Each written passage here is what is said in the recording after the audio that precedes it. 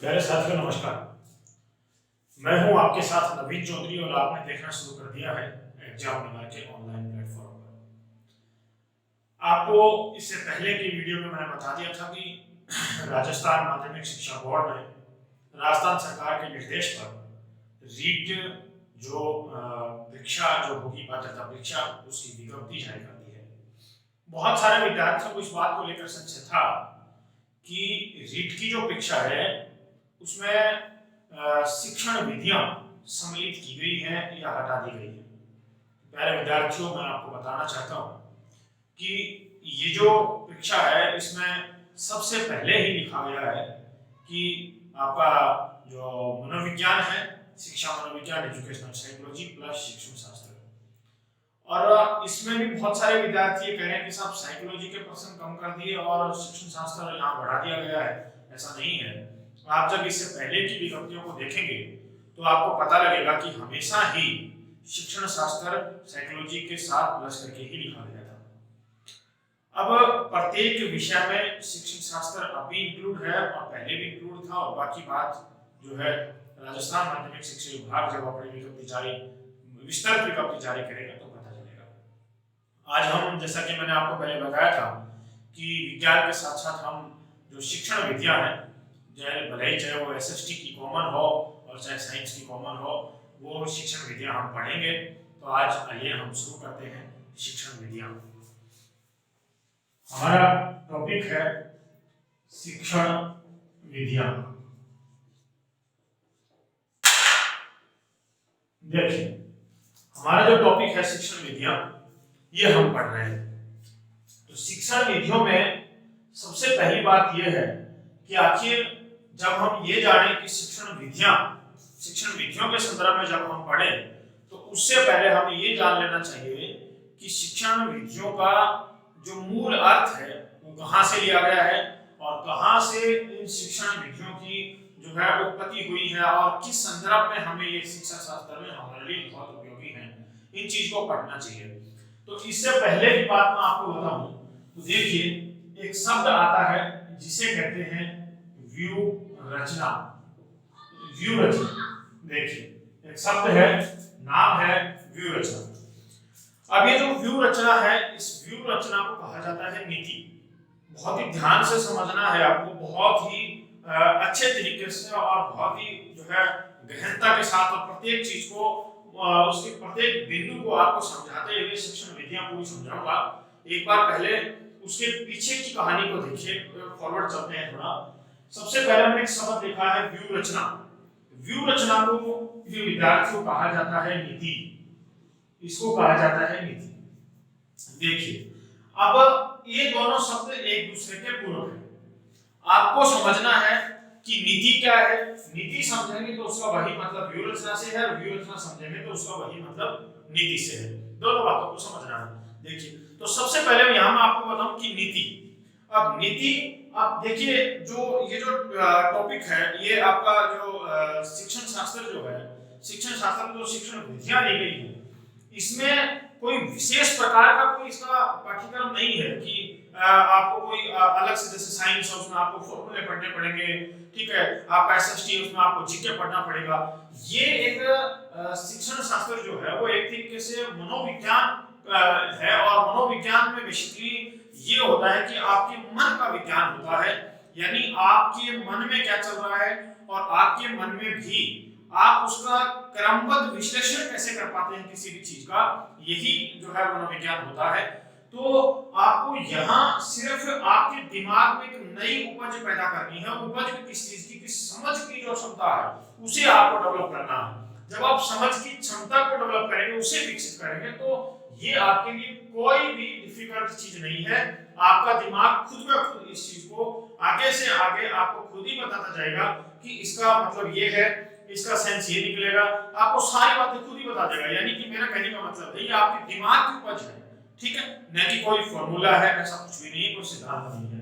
तो देखिए, अब यहाँ दो शब्द मैंने लिखे हैं, कोई से कोई आप समझ लीजिए, आपको दूसरा समझ में आ जाएगा।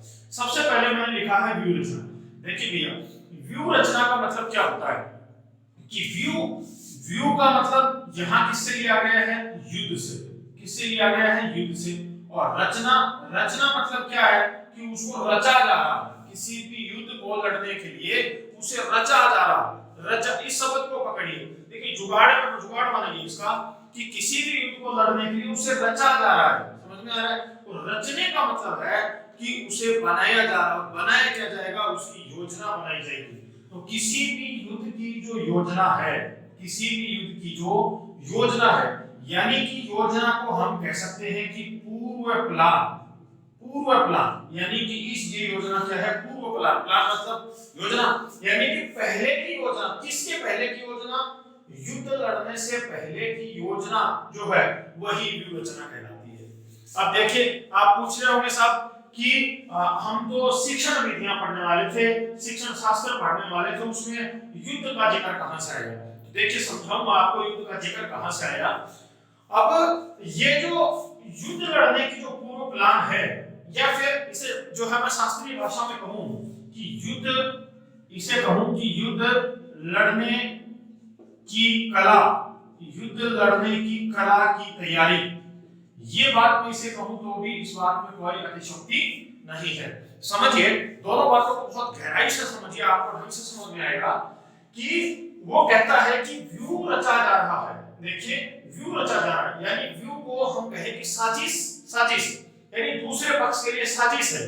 लेकिन ये लोग अपना युद्ध करने के लिए क्या कर रहे हैं, योजना बना रहे, पूर्व प्लान बना रहे, पूर्व योजना तैयार कर रहे हैं कि हम जब युद्ध में जाएंगे तो हम इस तरीके से लड़ेंगे, हमारी सेना इधर होगी, उनकी सेना सामने होगी, उनके इतने सैनिक हो सकते हैं, हम इतने लेकर के चलेंगे, इस तरीके से हमारी प्लान होगी, ऐसे हम गोला दागेंगे तो दुश्मन की सेना जल्दी से मरेगी और हम विजय प्राप्त कर लेंगे। देखिए विद्यार्थियों, इस व्यूह रचना का मतलब यही है कि युद्ध लड़ने की कला की तैयारी।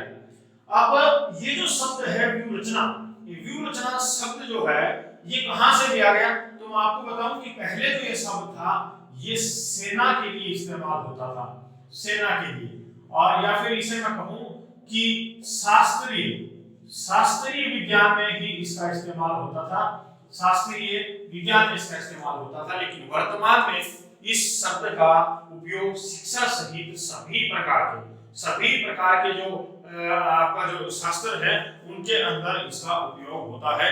आपको इस बात को ध्यान में रखना है। तो देखिए इसका उपयोग वर्तमान में शिक्षण में भी किया जाता है। किसमें किया जाता है, शिक्षण में, और यहीं से हमारी जो शिक्षण विद्या है उनका स्वरूप यहीं से हम आगे बढ़ाएंगे। नीति का मतलब भी प्रिय विद्यार्थियों यही होता है कि आपकी नीति क्या है। जैसे बहुत बार आपने सुना होगा कि हमारी जो भारत की सरकार है वो पहले एक योजना आयोग हुआ करता था, उस योजना आयोग को आजकल उन्होंने सरकार ने क्या बना दिया है, नीति आयोग बना दिया है। तो इसका जो मतलब है वो यही है कि योजना आयोग को नीति आयोग बना दिया गया, यानी कि सरकार की नीति क्या है, विकास करने की नीति, और ये उसी नीति को दर्शाता है। और वो नीति वही है कि आप जब सरकार में आ जाएंगे तो आप किस तरीके से देश के अंदर विकास के कार्य करेंगे, यानी आपके कार्य करने की योजना क्या होगी, वही व्यूह रचना अर्थात वही नीति कहलाती है। यहां तक की बात आप समझ गए। अब इसके अंदर देखिए ये जो आपकी व्यूह रचना या फिर आपकी जो नीति है, इसी नीति में दो चीज शामिल है। देखिए दो चीज क्या है, मैं आपको छोटा सा इसका डायग्राम बना के और उसमें मैं आपको समझाता हूँ। डायग्राम से आप बहुत अच्छे से इसे समझेंगे। देखिए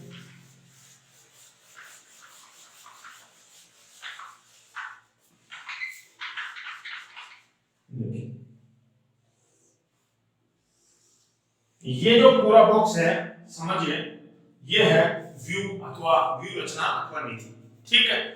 इसके अंदर अब मैं आपको दो चीज दिखा रहा हूं।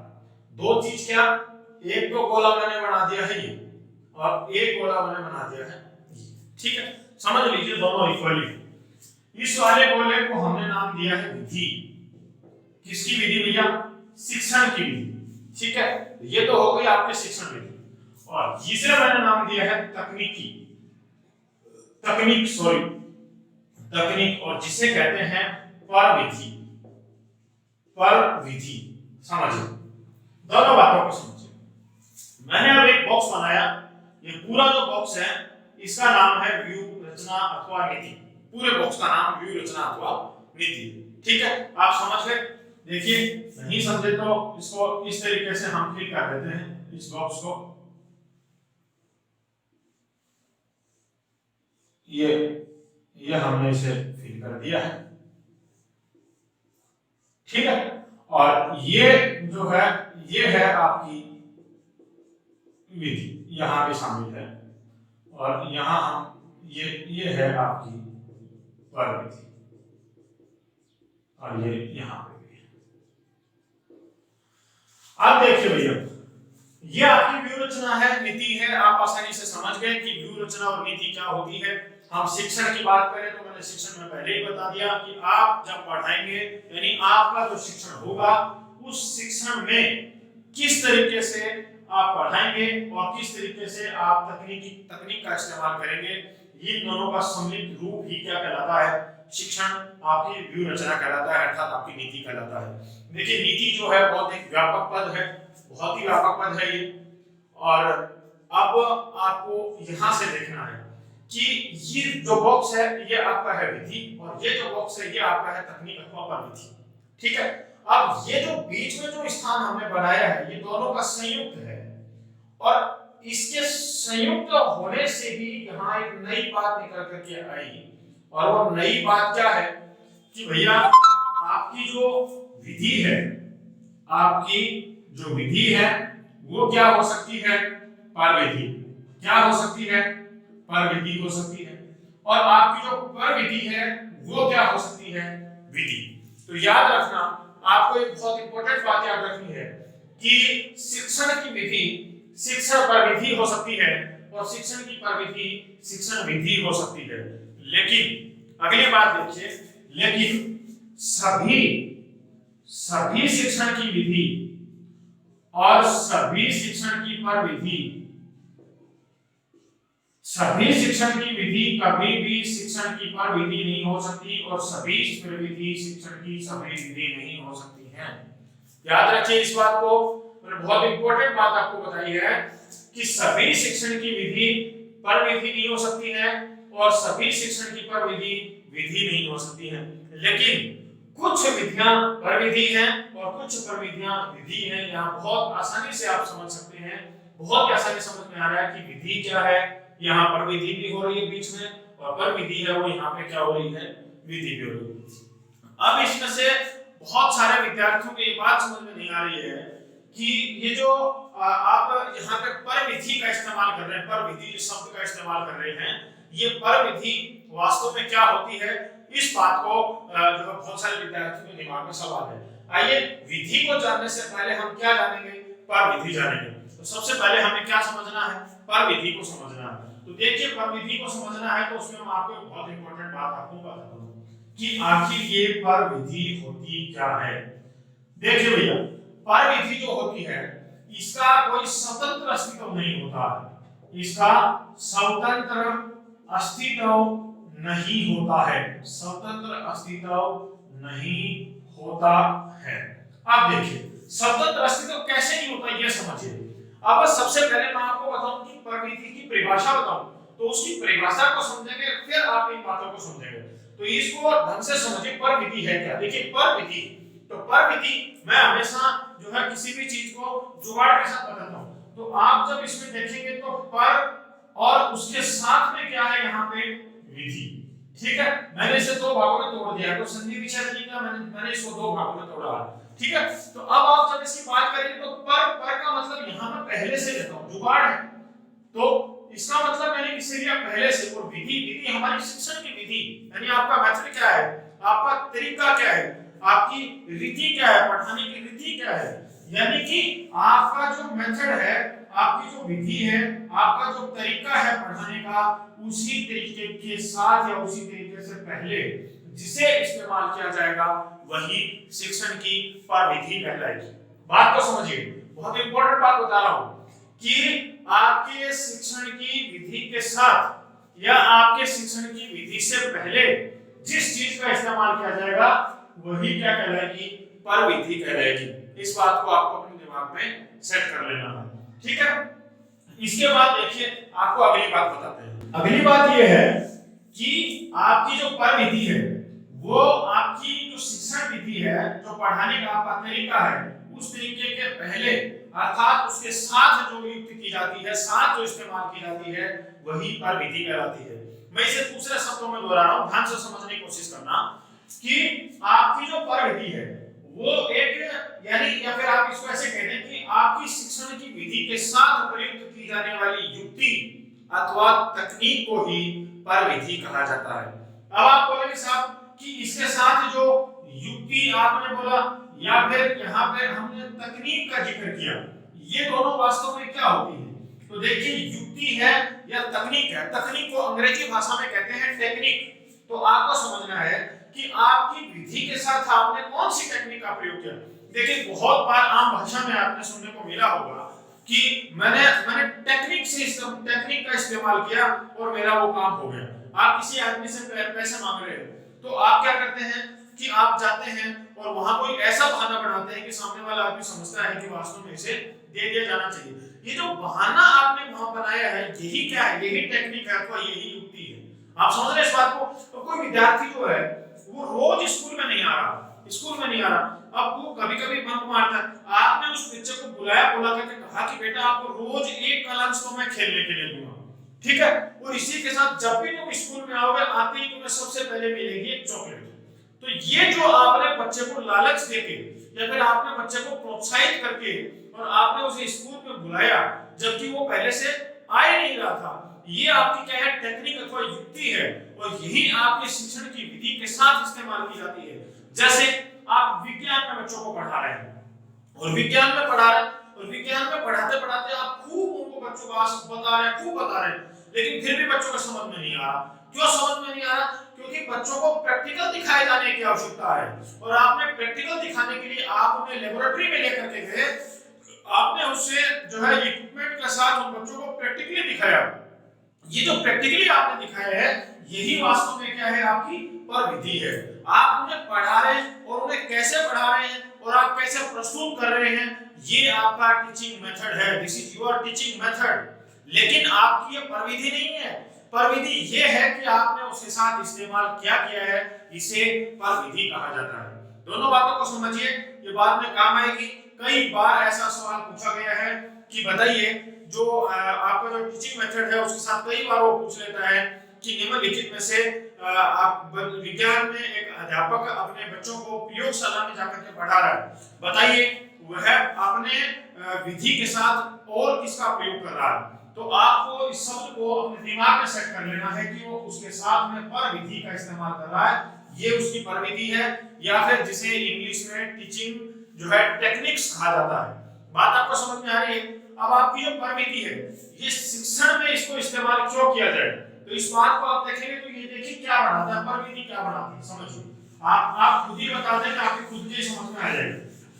देखिए मेरा सवाल है कि पर विधि को आपके शिक्षण के कार्य में, आप जब शिक्षण करा रहे हैं बच्चों को, तो उस शिक्षण के कार्य में पर विधि का इस्तेमाल क्यों किया जाए? सोचिए एक बार, आप खुद सोचिए। आपका मस्तिष्क जवाब देता है तो ठीक है, नहीं तो फिर हम आपको जवाब देंगे कि उसे क्यों इस्तेमाल किया जाए। उसे देखिए, तो क्यों इस्तेमाल किया जाए इसे देखिए भैया, कि आप बच्चों को पढ़ा रहे हैं विज्ञान, ठीक है, या एसएसटी के जो स्टूडेंट हैं वो समझ लीजिए कि बच्चों को आप पढ़ा रहे थे भूगोल पढ़ा रहे थे आप बच्चों को, ठीक है। अब इन दोनों में ही मान लीजिए आप कुछ भी बच्चों को पढ़ा रहे हैं। अब जब आप पढ़ा रहे हैं, पढ़ाते पढ़ाते मान लीजिए विज्ञान के अंदर आप कोई बच्चों को ऐसी चीज पढ़ा रहे हैं जिसमें प्रयोग करना बहुत आवश्यक है, बहुत आवश्यक है। आप बच्चों को प्रयोग करके दिखाएं और प्रयोग करके दिखाएं तभी बच्चों के समझ में आए। तो अगर आप इसको प्रयोग करेंगे, आप बच्चों को प्रयोग करके दिखाएंगे, भूगोल हो चाहे आपका विज्ञान हो चाहे कोई भी सब्जेक्ट हो, जब जहां भी प्रैक्टिकल होता है उस प्रैक्टिकल को जब आप करेंगे तो आपका जो पढ़ाने का जो तरीका है वो कैसा बन जाएगा? प्रभावोत्पादक बन जाएगा। कैसा बन जाएगा? प्रभावोत्पादक बन जाएगा। इसका मतलब है कि आपका तरीका अब बच्चों के ऊपर इफेक्ट डाल रहा है, बच्चों को प्रभावित कर रहा है। आपका तरीका, आपका जो मेथड है वो मेथड आप प्रभावित कर रहा है। क्यों प्रभावित कर रहा है? क्योंकि आपने अपनी विधियों के साथ में किसे इस्तेमाल किया है? पर विधि को इस्तेमाल किया है। इसलिए अब वो क्या कर रहा है? प्रभाव डाल रहा है। क्या डाल रहा है? प्रभाव। और प्रभाव डालने के साथ उस कक्षा में वो सजीवता पैदा कर रहा है। कैसी क्या पैदा कर रहा है? सजीवता पैदा कर रहा है। बच्चे जो है, बालक जो है कक्षा में, वो अब जब आप पढ़ा रहे हैं तो प्रभाव जो बच्चों के ऊपर आया, तो उस प्रभाव से उन बच्चों में सजीवता आई। यानी कक्षा के अंदर अब बच्चे का माइंड भी प्रेजेंट है और बॉडी भी प्रेजेंट है।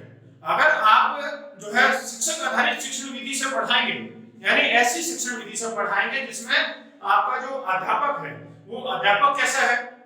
वो अध्यापक ही लगातार बोलता जा रहा है, ठीक है, और आप जब कक्षा के अंदर बैठे हैं तो आप सिर्फ मूक श्रोता, ठीक है, आप सिर्फ सुन रहे हैं और आपका अध्यापक यहाँ पे क्या है? वक्ता है। अगर ऐसी शिक्षण विधि से आप बच्चों को पढ़ाएंगे तो आपकी कक्षा में बच्चों पर प्रभाव नहीं होगा, और बच्चों पर प्रभाव नहीं होगा तो बच्चे की बॉडी तो प्रेजेंट होगी, उसका माइंड कक्षा से एब्सेंट हो जाता है। बात समझ में आ रही है? यानी कि प्रेजेंट बॉडी एब्सेंट माइंड।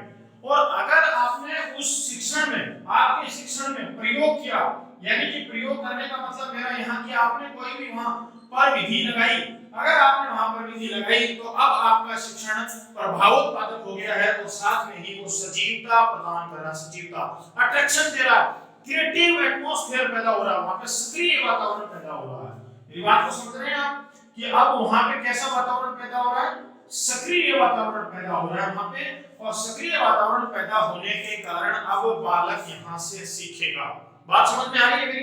अब देखिए, ये जो हम जो पर विधि का प्रयोग करते हैं, पर विधि का प्रयोग क्यों करते हैं? हम इसीलिए करते हैं कि बच्चा जो है वो यहां से क्या करके जाए? सीख करके जाए। अब जैसे ही प्रभावोत्पादक होगा या सजीवता आएगी, जैसे आएगी तो उस बच्चे की अब विषय वस्तु में रुचि होगी, उस बच्चे की विषय वस्तु में रुचि होगी। बात को समझिए, अब उस बच्चे की किसमें रुचि हो गई है? विषय वस्तु में रुचि हो गई है, और विषय वस्तु में रुचि होगी तो अब आप उसे जो डिलीवर कर रहे हैं, जो आप उसे पढ़ा रहे हैं, वो जो पाठ्य सामग्री आप उसे समझा रहे हैं, वो पाठ्य सामग्री क्या हो जाएगी? स्पष्ट हो जाएगी। क्या हो जाएगी? स्पष्ट हो जाएगी। तो इन दोनों बातों को आपको समझना है कि अब आपकी पाठ्य सामग्री यहाँ क्या हो गई है? स्पष्ट हो गई है। आप बच्चे को क्या डिलीवर करने वाले हैं उसे बिल्कुल समझ में आ रहा है, अब कोई दिक्कत नहीं है। और जब ये स्पष्ट हो जाती है, तो स्पष्ट होगी तो बच्चे को क्या प्राप्त होगा? ज्ञान प्राप्त होगा। क्या प्राप्त होगा? ज्ञान। यानी कि बच्चा अब यहाँ क्या करेगा? ज्ञानार्जन, ज्ञान का अर्जन करेगा, यानी ज्ञान प्राप्त करेगा। बालक क्या प्राप्त करेगा? ज्ञान प्राप्त करेगा। और ये जो ज्ञान होगा, ये ज्ञान प्रभावशाली होगा, ये बोधगम्य होगा और ये रोचक होगा। बात को समझिए, ये जो ज्ञान होगा, ये ज्ञान कैसा होगा? प्रभावशाली होगा। ये ज्ञान कैसा होगा? रोचक होगा। और ये ज्ञान कैसा होगा? बोधगम्यता का ज्ञान होगा। बोधगम्यता का ज्ञान, यानी उस बच्चे को बोध होगा। अब उस बच्चे को पता चलेगा कि मैंने क्या सीखा है, समझेगा वो इस चीज को मैंने क्या सीखा है, और कैसे प्रभावशाली तरीके से उसके ऊपर इफेक्ट पड़ेगा कि वास्तव में मुझे क्या सिखाया गया, अध्यापक मुझे क्या सिखाना चाह रहा है। और रोचकता के साथ, यानी इंटरेस्ट लेकर के वो बच्चा अब क्लास के अंदर सीखता है। और इन तीनों तरीकों से उस बच्चे को, उस बालक को क्या प्राप्त होगा? ज्ञानार्जन, ज्ञान का अर्जन होगा, ज्ञान प्राप्त होगा। और आपको याद रखना है कि आपने साइकोलॉजी में चैप्टर पढ़ा होगा अधिगम। सभी विद्यार्थियों ने एक चैप्टर पढ़ा होगा अधिगम, जिसे अंग्रेजी भाषा में लर्निंग कहा जाता है। क्या कहा जाता है? अंग्रेजी भाषा में लर्निंग कहा जाता है। और ये जो लर्निंग है, ये जो अधिगम है, इसका मतलब है कि बच्चे को क्या सिखाया गया, यानी कि सीखना।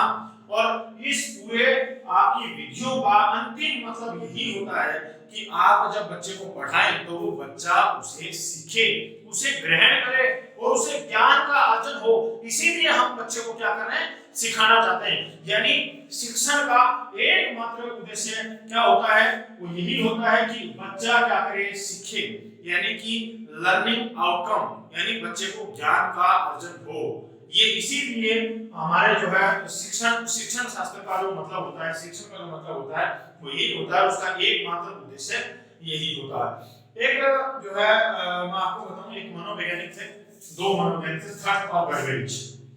थट व गर्वेरिच, इन्होंने पर विधि और विधि के संदर्भ में अपना एक कथन दिया है। ध्यान से समझिए, थट और गर्वेरिच नाम के दो मनोवैज्ञानिक थे जिन्होंने इसका संदर्भ में अपना एक कथन दिया।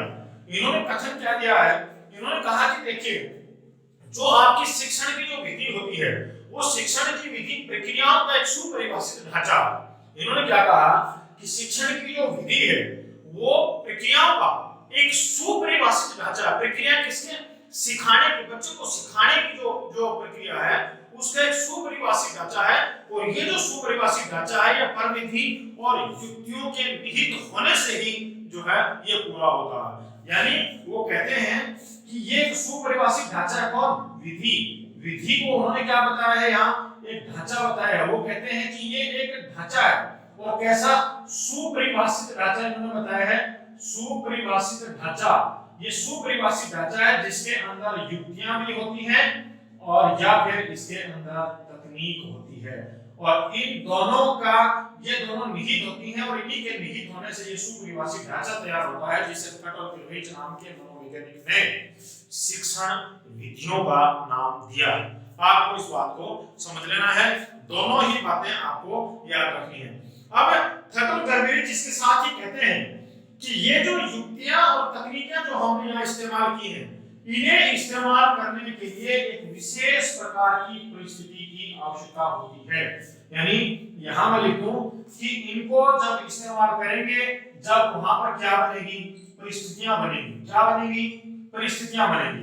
कैसे बनेगी? देखिए परिस्थितियां मैं आपको समझाता हूं, समझिए आप परिस्थितियों को। आप शिक्षण आधारित शिक्षण विधि के माध्यम से आप बच्चों को पढ़ा रहे हैं, ठीक है। अब आपका विशेष शिक्षा, विशेष जो स्कूल है उनके अंदर आपका जो है सिलेक्शन हो गया, वहां आप पढ़ाने चले गए। विशेष स्कूल जैसे मान लीजिए वहां बच्चे हैं जिन्हें सुनाई नहीं देता है या वे बच्चे जो बोल नहीं पाते हैं, तो ऐसे बच्चे वहां पे हैं। अब कोई ऐसी कक्षा है जिसमें मैक्सिमम बच्चे ऐसे हैं जिन्हें सुनाई नहीं देता, और अब आप वहां कक्षा में जाकर के और पढ़ाना शुरू कर दें और वो भी आराम से खड़े खड़े पढ़ा रहे हैं, बिना ही आप बोर्ड के ऊपर कुछ लिखे आप बच्चों को पढ़ा रहे हैं, तो उस कक्षा में वो विद्यार्थी ज्ञान का अर्जन कर पाएंगे कि नहीं कर पाएंगे? मित्रों, वो ज्ञान का अर्जन नहीं कर पाएंगे, क्योंकि आपका उत्तर होगा साहब उन्हें तो सुना ही नहीं देता, ज्ञान का अर्जन कैसे करेंगे? यही तो परिस्थिति है जो पर विधि को इस्तेमाल करने के लिए कहती है। आपकी विधि में कोई दिक्कत नहीं है, आप पढ़ा रहे हैं, आपका पढ़ाने का तरीका अच्छा है, लेकिन ज्ञान का अर्जन बालकों को नहीं हुआ। आप जो चीज बच्चों को देना चाहते थे वो उन बच्चों तक डिलीवर नहीं हुई, और जब बच्चों तक डिलीवर नहीं हुई तो आपके शिक्षण विधि का या शिक्षण शास्त्र का या आपके पढ़ाने का कोई औचित्य बनता ही नहीं है।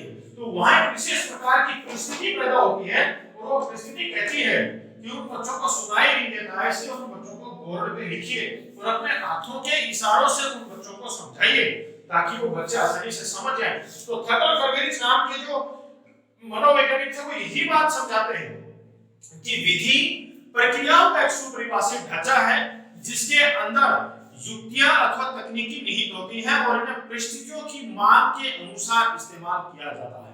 बात समझ में आ रही? आप बच्चों को विज्ञान पढ़ा रहे हैं और विज्ञान के अंदर जो है आप बच्चों को प्रैक्टिकली कोई चीज आपको दिखानी है, अब आप प्रैक्टिकली कोई चीज नहीं दिखाएंगे तो बच्चे नहीं समझ पाएंगे।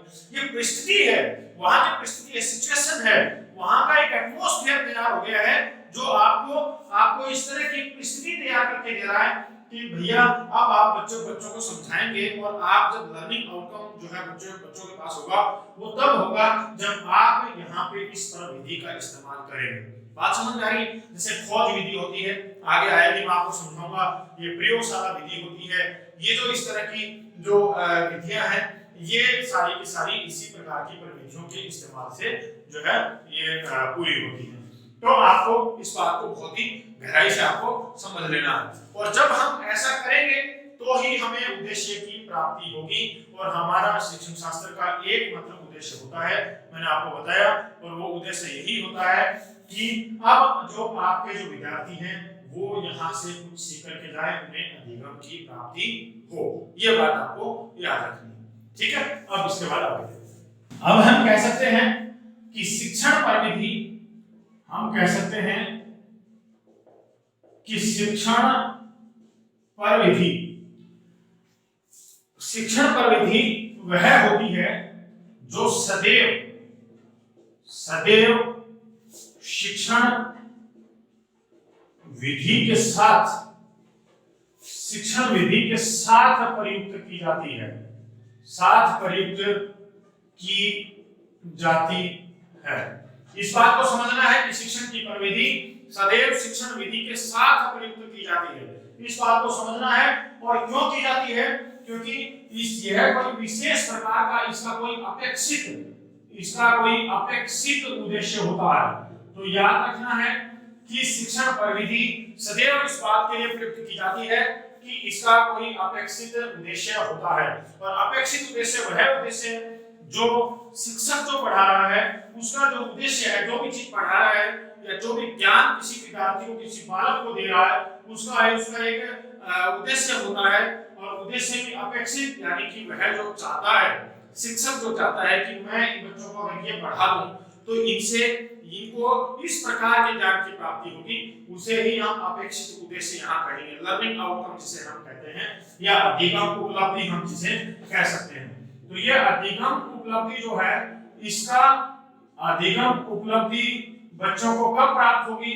जब उनका कोई अपेक्षित उद्देश्य होगा और शिक्षण की विधि के साथ शिक्षक, पढ़ाने वाला शिक्षक अपनी शिक्षक विधि के साथ शिक्षण प्रविधि का इस्तेमाल करेगा। ठीक है।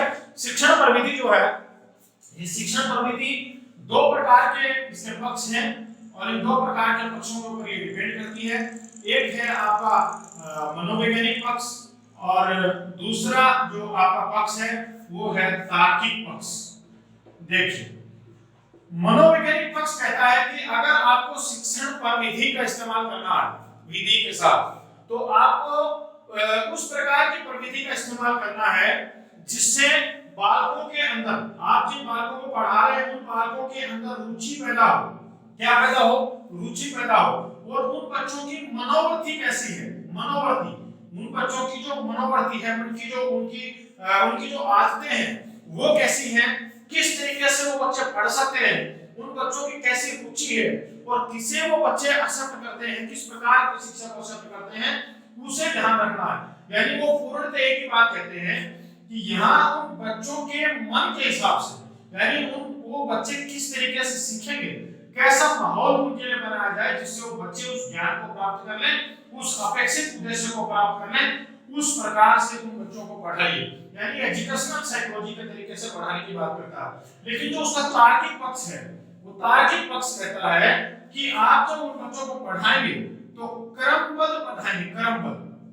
यानी वो कहता है कि शिक्षण प्रविधियों का इस्तेमाल आपको करना है तो इस तरीके से करिए कि आप उन्हें क्रमबद्ध रखिए। उन जो शिक्षण प्रविधियां हैं उनको क्रमबद्ध तरीके से रखना, क्रमबद्ध तरीके के साथ साथ उनके अंदर तर्क पूर्णता होनी चाहिए।